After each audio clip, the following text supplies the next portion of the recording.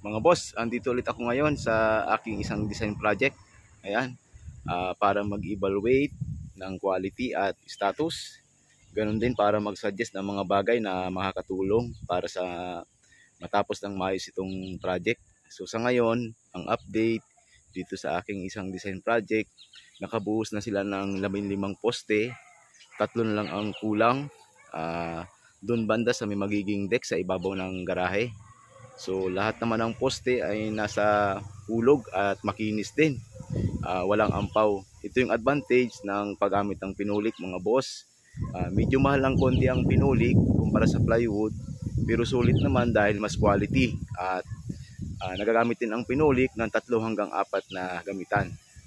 May abang na rin ng bakal ang mga poste para sa wall reinforcement, at mas prepare ko rin na sa pag-construct, mas naunang i-construct ang poste kaysa sa wall, dahil maliban sa maging matibay ang poste, kapag unang mabuhusan ng poste, magagawa din kaagad ang roof beam. Ganon din ang bubong ng bahay. At least kapag may bubong na, mainit man o umulan, lahat ng trabaho nagagawin pa ay magagawa ng komportable at tuloy-tuloy. Ayan, so magiging safe din ang mga materyales yan para hindi mainitan o mabasa ng ulan. So next week, start na sila ng preparation para sa pag-construct ng roof beam. Ayan, so ang mga puting tie beam ay buhos na din. Ayan, may nakaabang din na bakal. Ayan, so para sa slab on grade. Itong puting tie beam, ito na din yung magiging retaining wall. Ayan, para mag-control sa pagtambak ng lupa bilang preparation sa pagbuhos ng slab dito sa ground floor. Sa ngayon, may naituro ko sa foreman at sa owner kung ilang materyales ang magagamit para sa forma ng roof beam. Itinuro ko din kung ilang simento, buhangin at ilang grapa ang magagamit sa pagbuhos ng roof beam base sa pag-compute ko ng volume.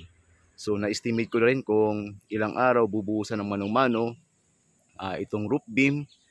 Consider na hanggang 5 PM lang ang trabaho dahil bawal dito sa subdivision na to ang mag-overtime. So itinuro ko rin kung saan yung tamang putol na magiging buhos ng roof beam, dahil nga mano-mano lang to, so hindi kayang isang buhusan ng lahat itong roof beam.